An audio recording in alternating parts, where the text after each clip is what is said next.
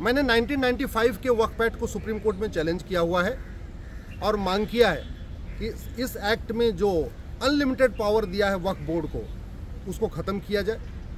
मैंने अपनी याचिका में ये भी कहा है कि हिंदुओं के पास अपना मंदिर चलाने के लिए बोर्ड तो है, लेकिन उसके पास वक्फ बोर्ड जैसी पावर नहीं है। और वक्फ ट्रिब्यूनल तो जैसे वक्फ ट्रिब्यूनल है, ऐसा हिंदुओं के पास कोई ट्रिब्यूनल नहीं है। हमने ये भी मांग किया है कि जो ज़मीन का मुकदमा है वो कोर्ट में ही चलना चाहिए, वो सिविल कोर्ट में ही चलना चाहिए, न कि किसी ट्रिब्यूनल में चलना चाहिए, किसी बोर्ड के सामने चलना चाहिए। आज भी ये जो कानून बदला है, नया कानून तो आ गया है वक्फ एक्ट, लेकिन आज भी इसमें जो सर्वेयर है, वक्फ प्रॉपर्टी का सर्वे करने वाला, उसके पास अनलिमिटेड पावर है। दूसरी बात, अमेंडमेंट के बाद जो सरकारी ज़मीन है उस पे तो सरकार उसको वापस ले सकती है, लेकिन जो प्राइवेट प्रॉपर्टी थी हिंदुओं की या जैन की, बौद्ध की, सिख की, पारसी की, जिस पे वक्फ बोर्ड ने कब्जा किया हुआ था, उसके लिए अभी भी हिंदू, जैन, बौद्ध, सिख को वक्फ ट्रिब्यूनल के सामने जाना पड़ेगा, जो अनकॉन्स्टिट्यूशनल है। क्योंकि संविधान तो वन नेशन वन कोर्ट की बात करता है, one nation one justice system की बात करता है। संविधान में बहुत साफ साफ लिखा हुआ है कि जो ज़मीन का विवाद होगा वो बाकायदा डिस्ट्रिक्ट कोर्ट में चलेगा, फिर उसके बाद हाई कोर्ट जाएगा, फिर सुप्रीम कोर्ट जाएगा।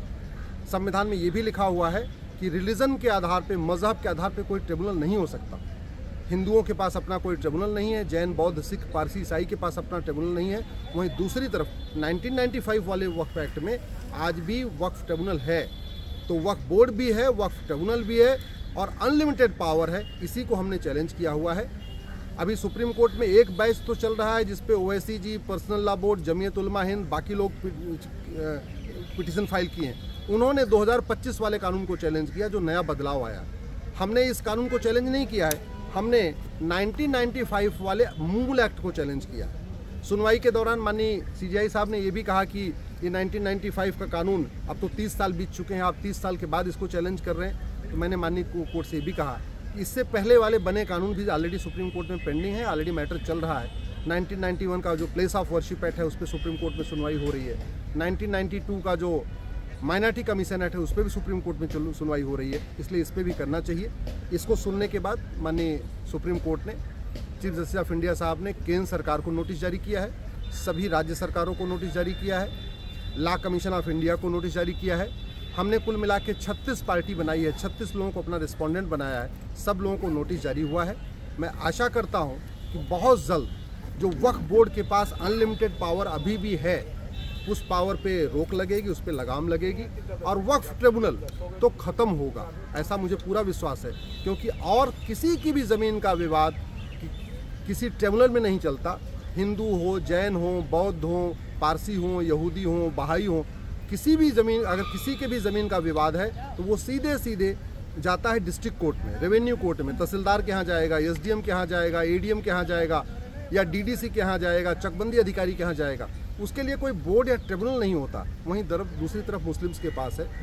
हमने ये भी मांग किया है कि 1947 में जो ज़मीन खाली हुई थी, जो लोग यहाँ से पाकिस्तान गए और पाकिस्तान जाने के बाद जो उनकी ज़मीन खाली हुई, उस ज़मीन पे वक्फ बोर्ड ने कब्जा कर लिया।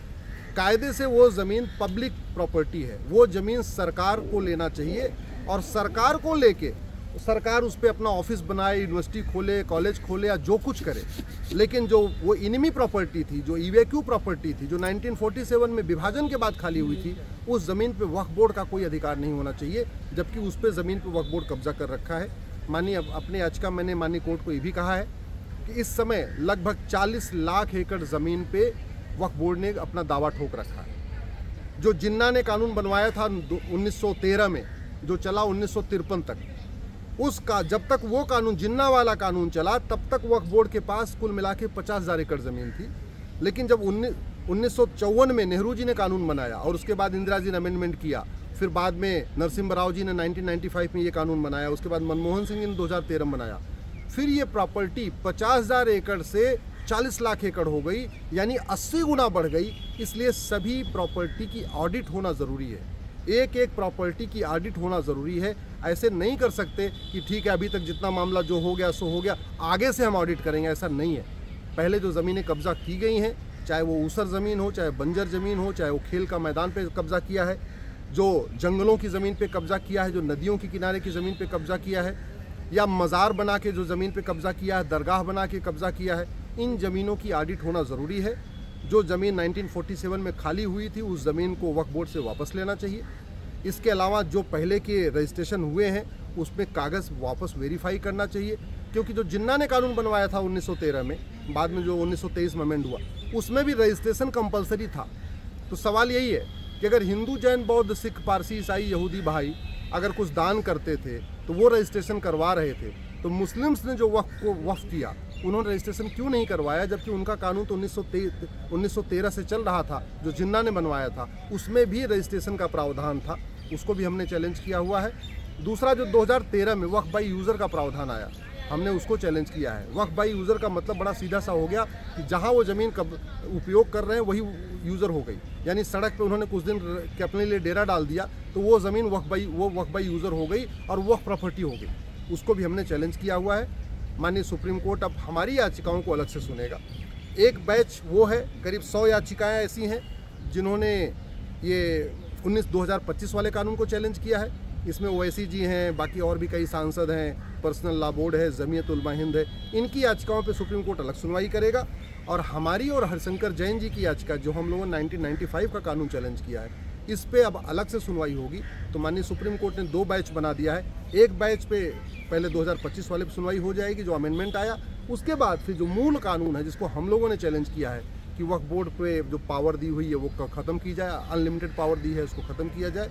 दूसरा, वक्फ ट्रिब्यूनल ख़त्म किया जाए। भारत का संविधान ट्रिब्यूनल बनाने की इजाज़त देता है, लेकिन वो ट्रिब्यूनल जेंडर न्यूट्रल होना चाहिए, रिलीजन न्यूट्रल होना चाहिए। किसी एक कम्युनिटी के लिए एक ट्रिब्यूनल बना के उस पर ज़मीन का विवाद उस पर हल किया जाए, ये संविधान की इजाज़त नहीं देता।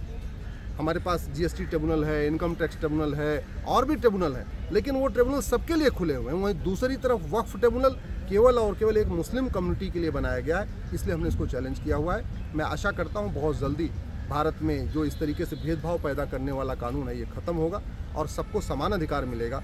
इस वक्फ एक्ट के कारण आज भी हिंदू 3rd क्लास सिटीजन बने हुए हैं। हिंदुओं के पास वो अधिकार नहीं है जो मुस्लिम्स के पास वक्फ बोर्ड में है। हिंदुओं के पास मंदिर चलाने का बोर्ड तो है, लेकिन मंदिर को प्रॉपर्टी मैनेज करने का अधिकार नहीं है। वहीं दूसरी तरफ मुस्लिम्स के पास वक्फ बोर्ड है, उनके पास अपना सर्वेयर भी है, उनके पास अपना जज भी है, उनके पास अपना चेयरमैन भी है, सर्वे करने का भी अधिकार है, मुकदमा सुनने का भी अधिकार है, मुकदमा चलाने का भी अधिकार है। ऐसा हिंदुओं के पास नहीं है, इसलिए ये कानून ख़त्म होना ज़रूरी है।